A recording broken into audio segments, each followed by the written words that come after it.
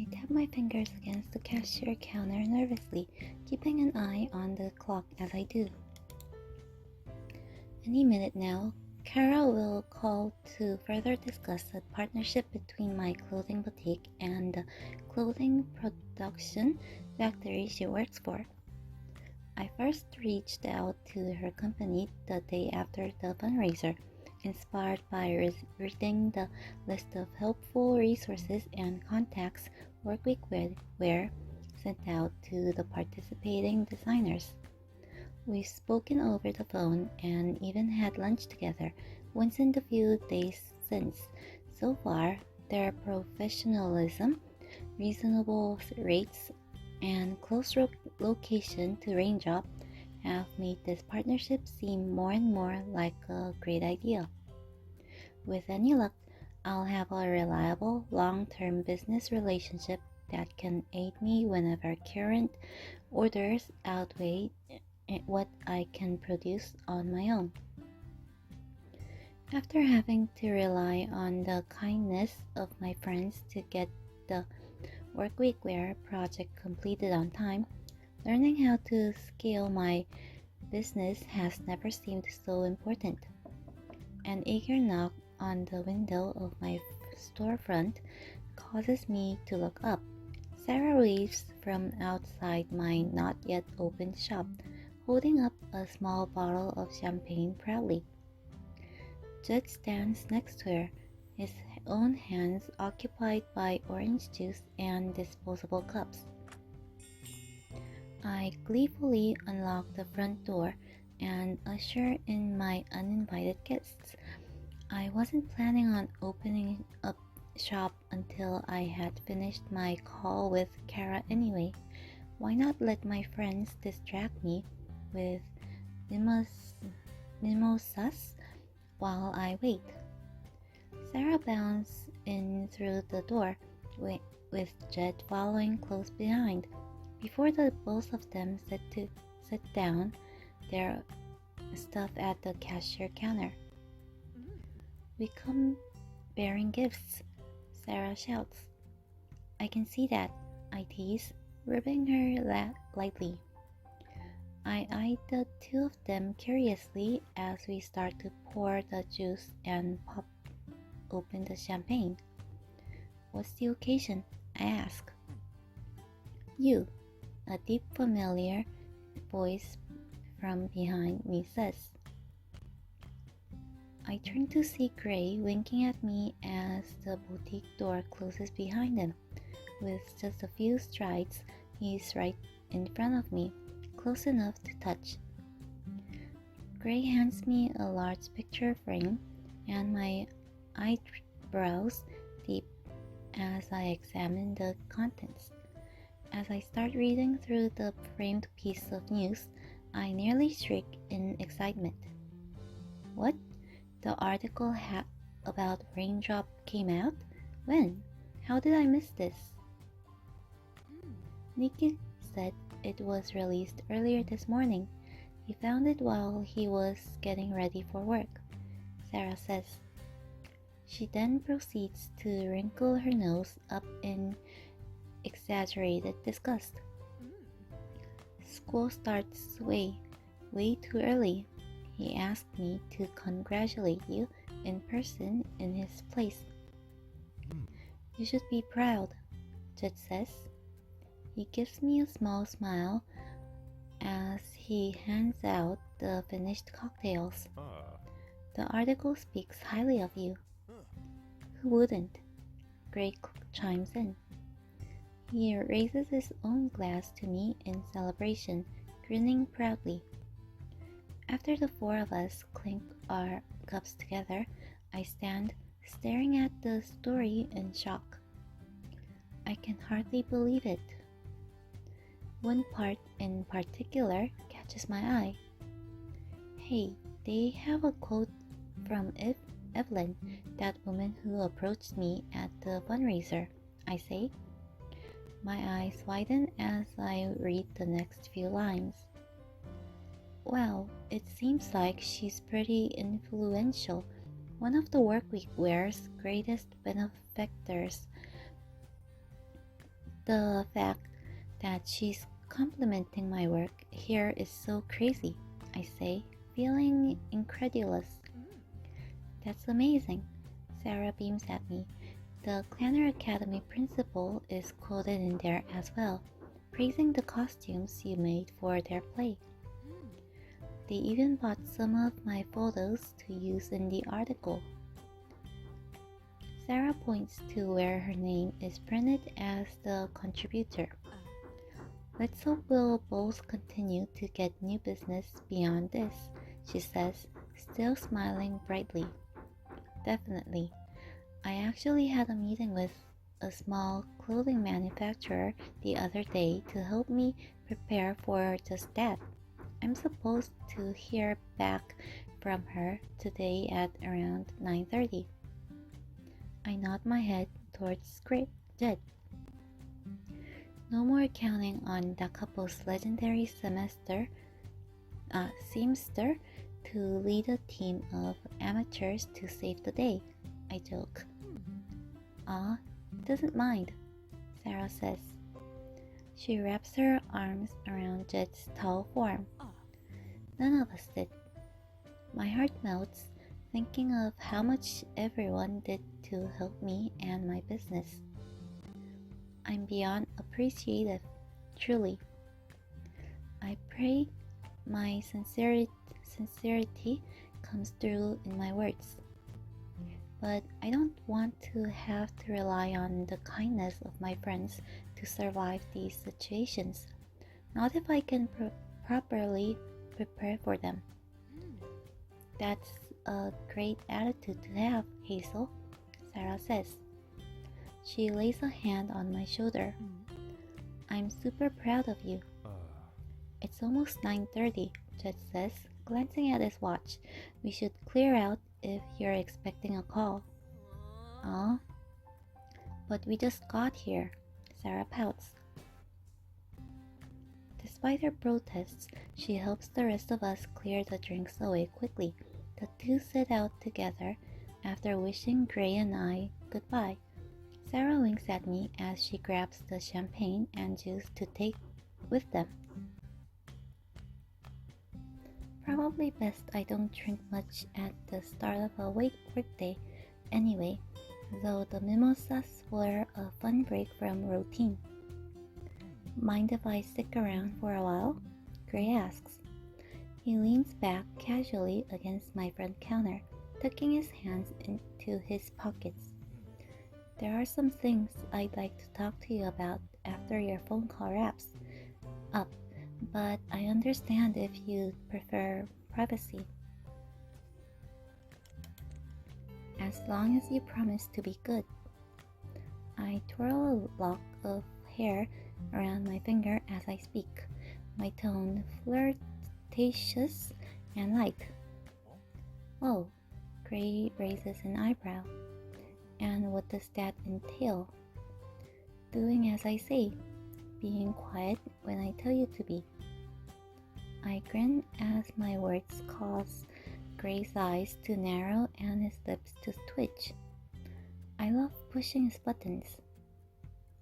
Gray slowly lifts himself off the counter and saunters over me. One hand combs through my hair gently before resting on the back of my neck. You have it backwards, Hazel. You're in my You have it backwards, Hazel. You're in my command.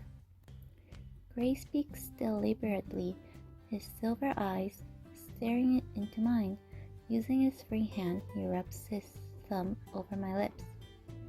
And I want you to be loud. Mesmerized, I lose myself in his gaze until my phone starts to vibrate from inside my pocket. I quickly step back from Gray and shake my head in an effort to clear my disoriented mind. Hello, this is Hazel Hansen speaking. Hello, Miss Hansen, this is Kara.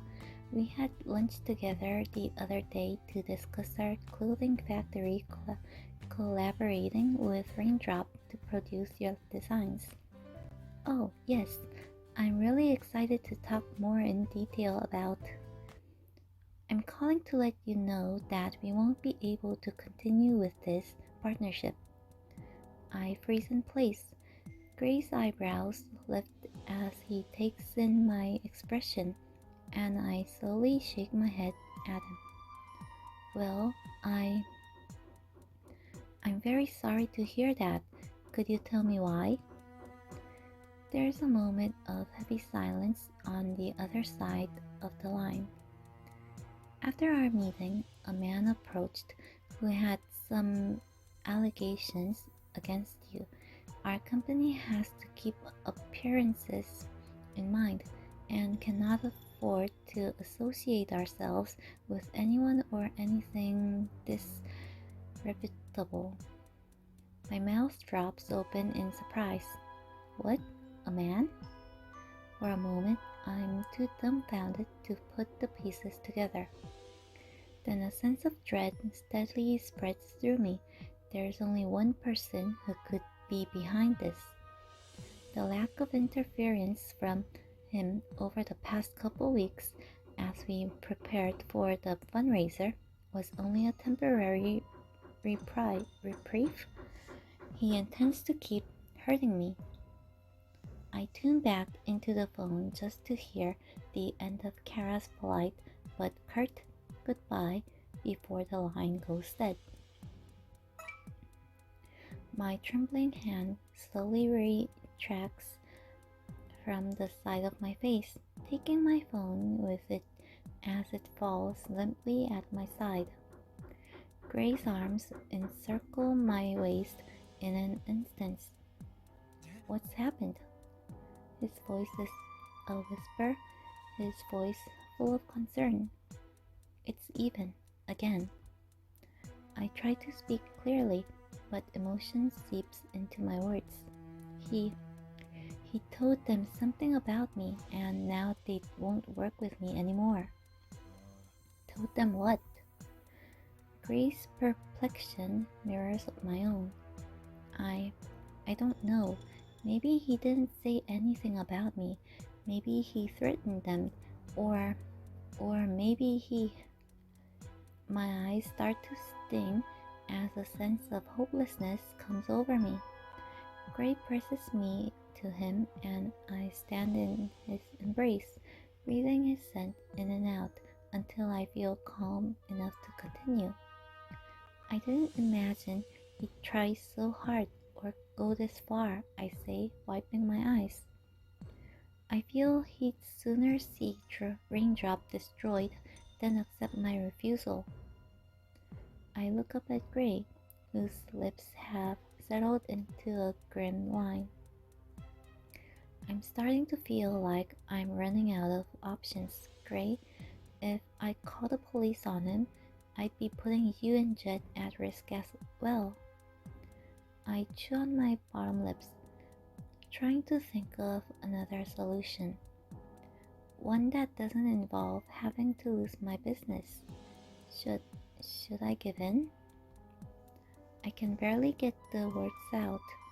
No, Gray commands. The hardness of his tone takes me by surprise. No, Hazel, leave it to me. I'll take care of this. I don't want you caught up in illegal activity because I persuaded you to rent out your basement. His voice is still firm, but with gentleness now laced through it. I can protect you. He looks at me, his affection clear despite all the negative emotions weighing on both of us. Graydon rakes a hand through his hair, taking a deep breath. I'll talk to him. I'll go now. Are you sure? Weren't there something you wanted to talk to me about? It can wait. Gray presses a light kiss against my forehead. I'll come back as soon as I can, Hazel. We'll talk then. The moment I finish bidding him goodbye, Uncertainty settles in the pit of my stomach. I want to trust that Gray can handle his business partner. I know he's more than capable, but still, even as unpredictable. After running upstairs and booting up my PC, I log into my property insurance account and read over the coverage carefully. I jot down a couple questions and the customer service number, but overall feel reassured. My policy covers a range of terrible events from arson to thief. Hopefully, I'll never have cause to file a claim, so I start steeling myself to expect the worst. In between customers, I spend the rest of the day running back and forth from my shop to my living quarters. I search through my things, looking for what's most invaluable to pack into boxes. Though a lot of my item is spent determining what has sentiment value, I do pack up some practical items into a small backpack as well. My passport and most important documents, the barest of toiletries,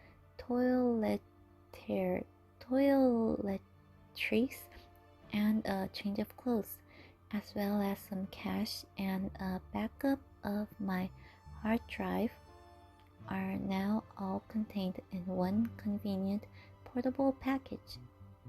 Hopefully, I'll never need to use it.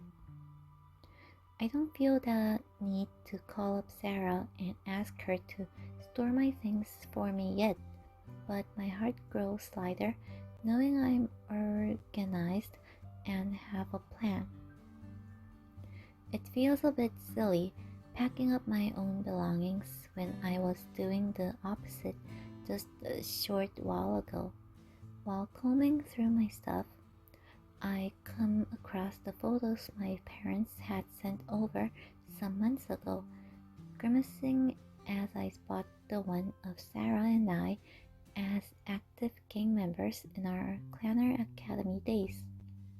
Hard to imagine such a harmless looking keepsake was a catalyst for the drama between Gray and I. Still, I can't help but feel some amount of gratitude. It's funny how much easier things feel now that I don't have to keep up the deception.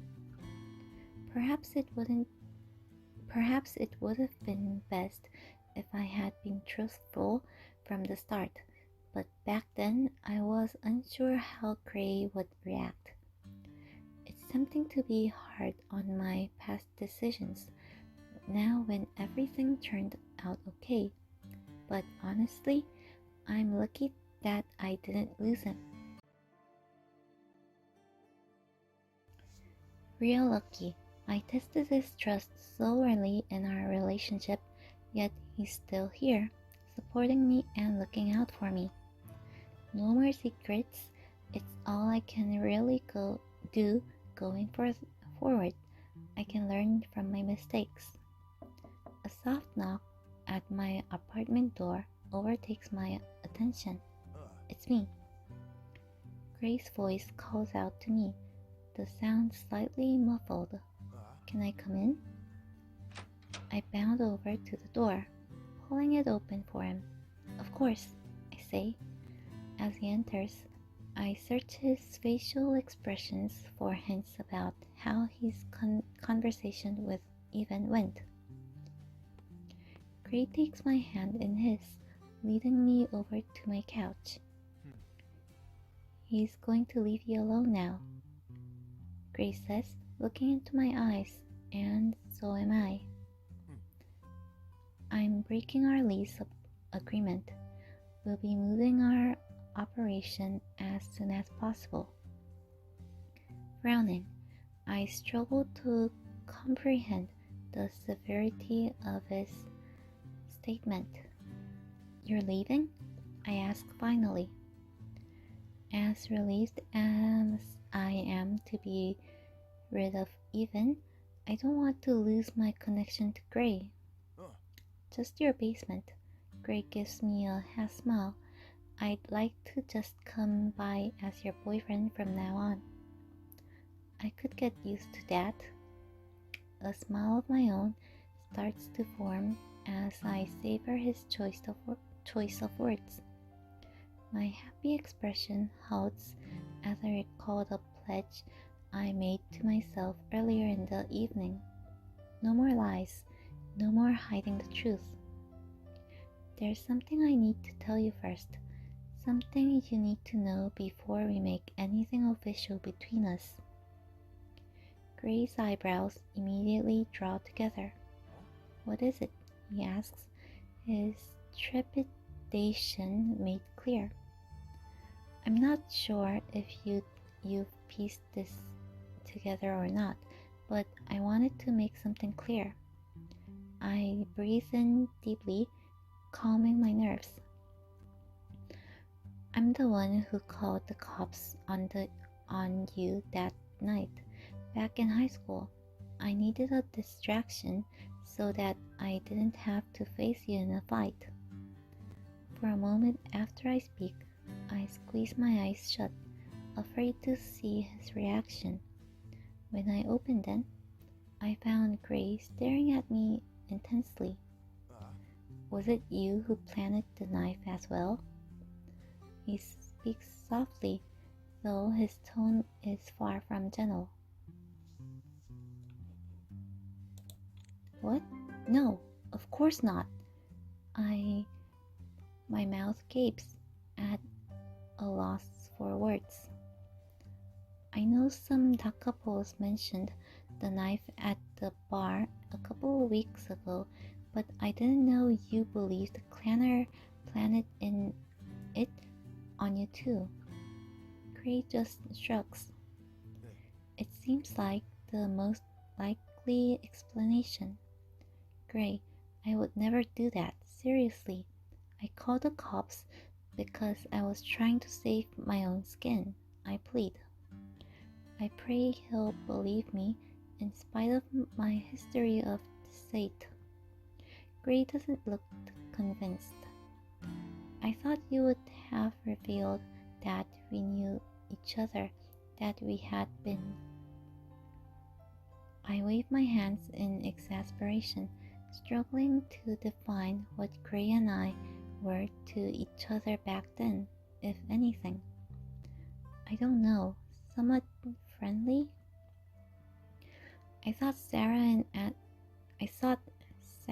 and everyone else would have never forgiven me for fraternizing with you, I say bitterly, recalling how trapped I felt. She really hated the Phantom back then. He breathes out a sigh. Truthfully, I would have been surprised if it had been you, but I don't think that couple was responsible, and no one else was there. Could a member of your gang have gone rogue? I shake my head.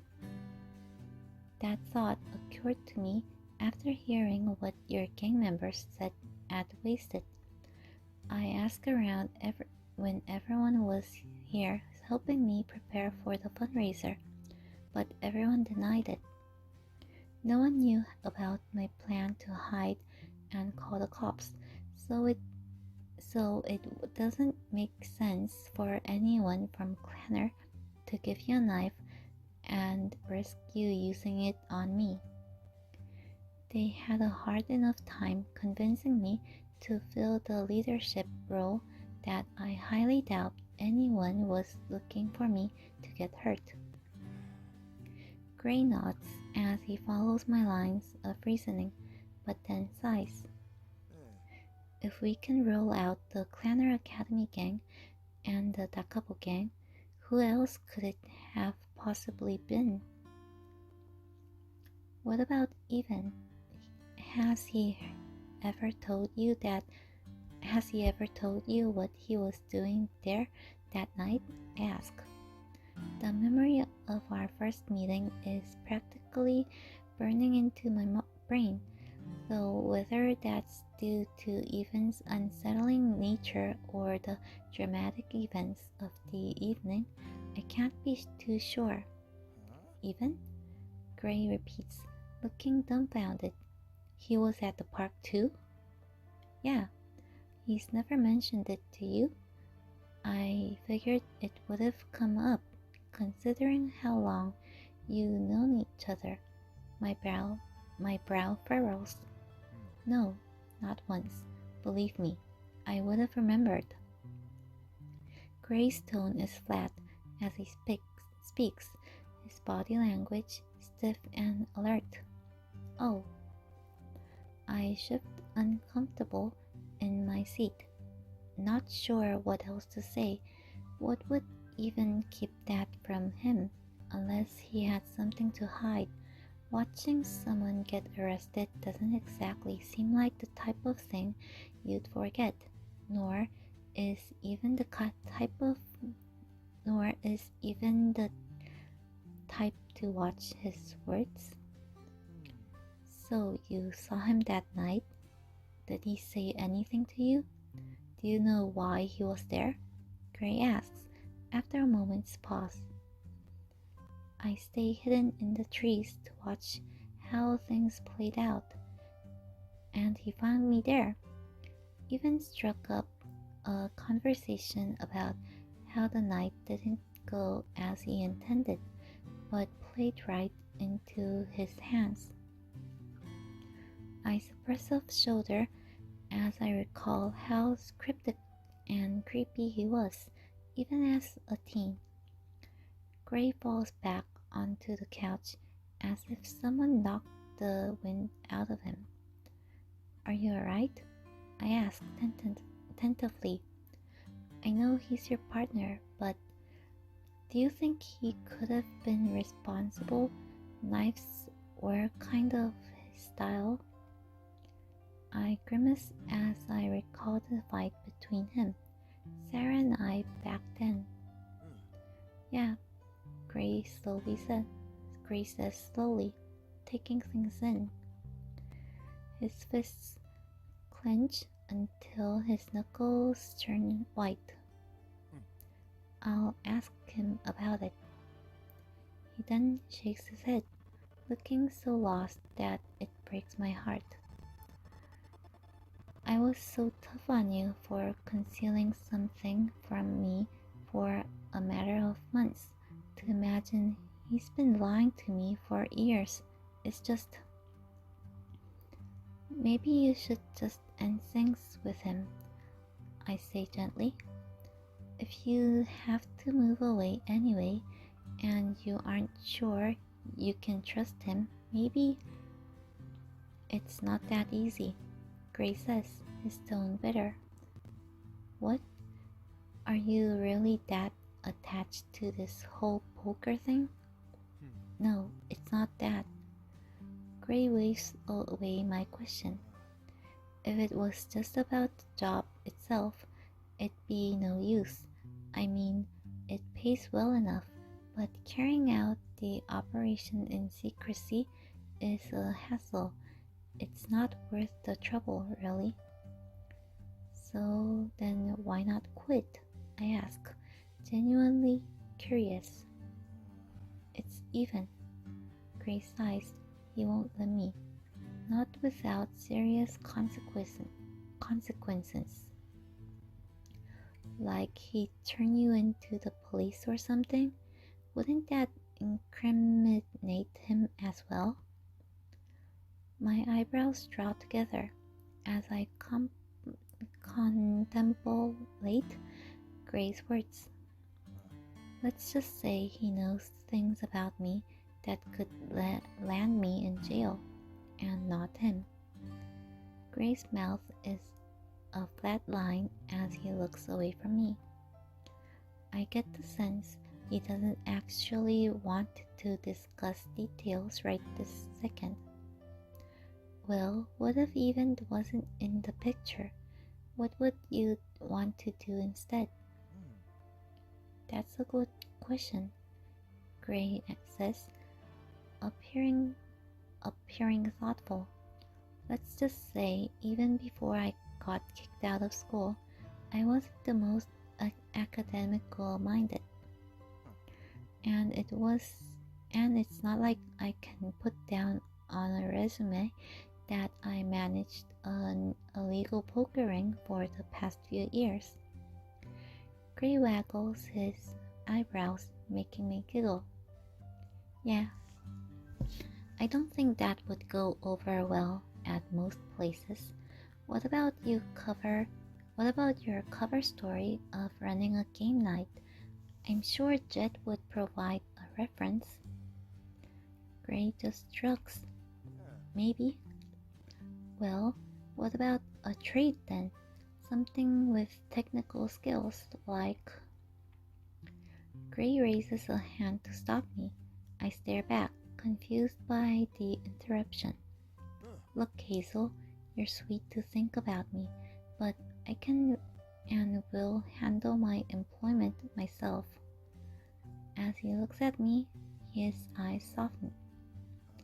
I want to be the one taking care of you. That doesn't mean I can't help you sometimes, I protest. True, Grace says, nodding his head in acquiescence, and I can't say I'll never need it, but for now, these are problems within my power to fix. I feign a pout, which makes Gray smile. Sorry, love, but things being within my control is exactly how I like it to be, whether that's the bad things or the good. Gray traces the lines of my cheek with his fingers. What happens if they're not? I say, my tone somewhat suggestive. Gray's eyes flicker towards the jumbo board we played on just a short while ago. Do you remember when we talked about the BDSM acronym stood for? He asks, appearing nonchalant.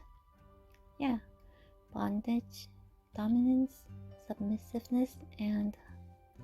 My brow furrows, trying to recall the meaning of the last letter. We were interrupted before we got to the M. Gray reminds me. Oh, right. What does that stand for? His gaze becomes more and more serious. He watches me closely. Masochism? To derive pleasure from receiving pain. It goes hand in hand with the alternate meaning for S, which is sadism. Sadism would be deriving pleasure from inflicting pain.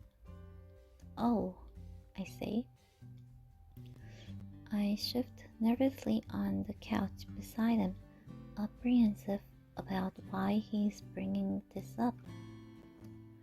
I'm not into that, Grace says clearly, still observing me. I let out a breath I didn't realize I was holding. He reaches out for my hand, wrapping it in his own. I enjoy taking on the dominant role, says Hazel, but I want you to submit because you love how you feel when you give your body to me, not because you fear what I'll do to you if you don't. Gray's eyes blaze with intensity. I can't overstate how important it is to me that you enjoy being under my control. If you don't want to be, there aren't consequences for that. I'll stop whatever it is I'm doing. I lean towards him, placing a kiss on his cheek. I appreciate you telling me all this, Gray, but he rushes to my face as I speak. What if I want to challenge what you say, but don't want you to actually stop? Bashfulness feels almost silly, considering I'm a grown woman who's been in relationships before. Even so, I can't say I've talked much about this with anyone. Well, bratty subs aren't uncommon, but it's dangerous territory. Gray's free hand works its way through my hair as his eyes look into mine intently. If resisting or telling me no is part of the fun for you, playfully or otherwise, then we would need a safe word, something that always means you want me to stop right that second. That makes sense. I smile at Gray, feeling much safer and more comfortable than I did when this conversation started. I don't really know how exactly I want our dynamic to be.